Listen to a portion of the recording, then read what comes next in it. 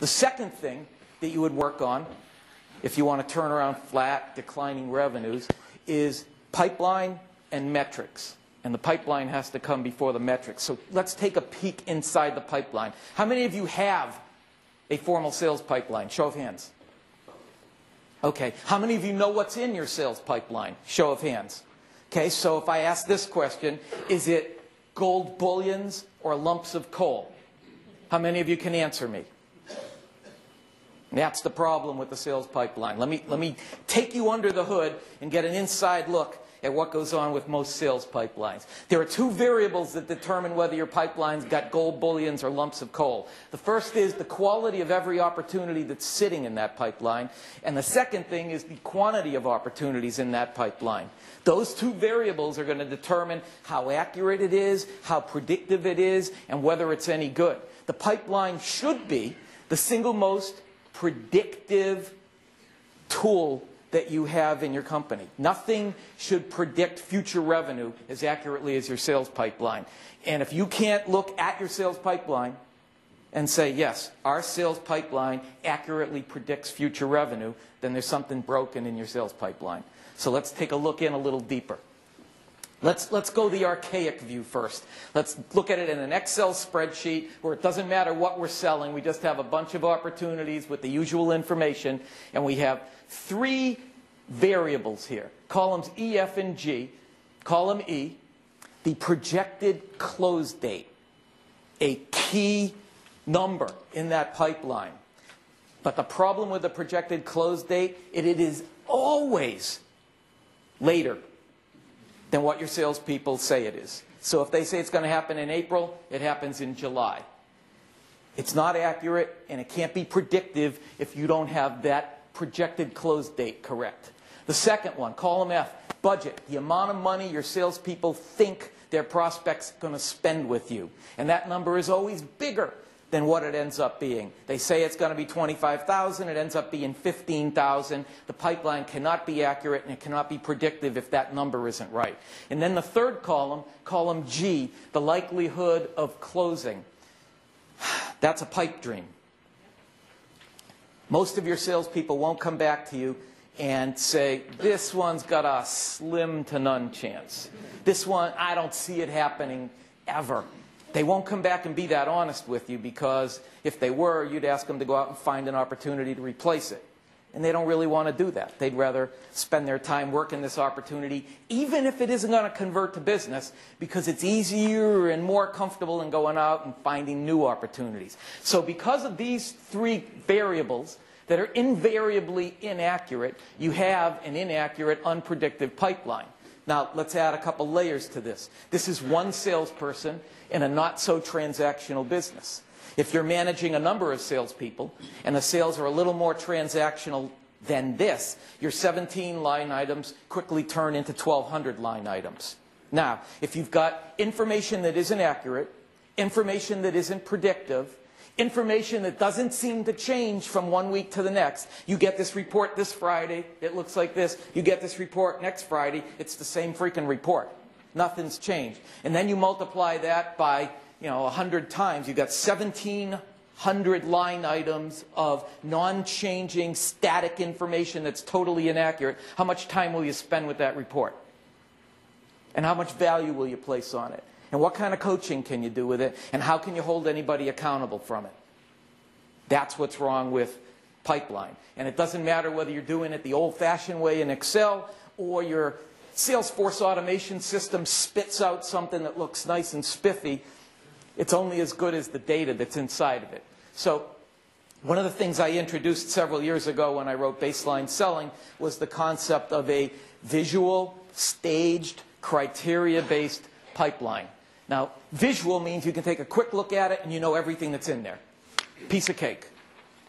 Staged, in this case, there's 4 steps. We just use the baseball diamond to hold each of the 4 steps. We lay the suspects out. This is the evolution of an opportunity as it goes from suspect to prospect to qualified to closable.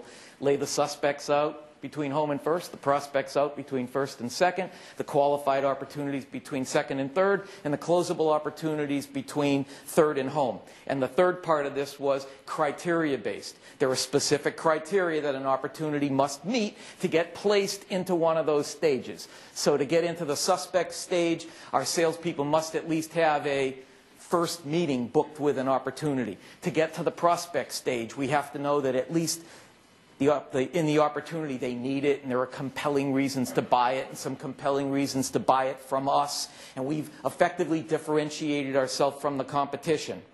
To get from prospect to qualified, they have to be qualified to do business with us in every way possible, and we need to be qualified to do business with them in every way possible. And for closable, they have to have indicated they're doing business with us, and now all we're waiting for is a signed agreement, a contract, a purchase order, a letter of intent, a check or a credit card, or whatever it sounds like in your business to make it really, really, truly, for real closed.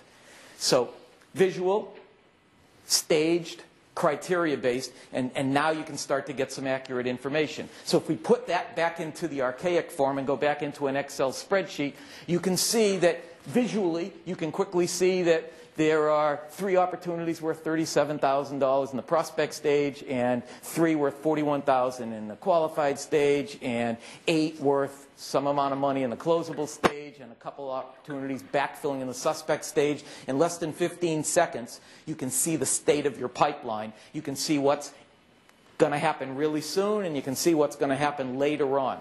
So visual, stage, criteria-based changes what you have to work with from the context of a pipeline.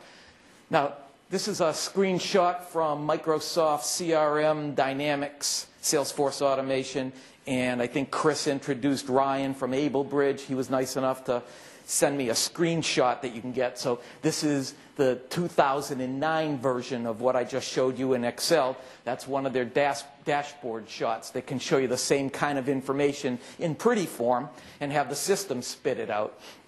The next thing you can do, once you've got a pipeline that's staged, criteria-based, and visual, you can see it, you can put it in balance. Now here the pipeline works just like your accounting system. It's not enough to have an accounting system and to use an accounting system. It needs to be in balance. You need to reconcile your accounts so that you know that everything is okay going forward. So if we want to put our pipeline in balance, if you look at that first screenshot I showed you up at the top left part of the screen, there was some stuff at the top and some stuff at the bottom that I've blown up for you here. Using just 3 key performance indicators. Somebody was asking about metrics earlier.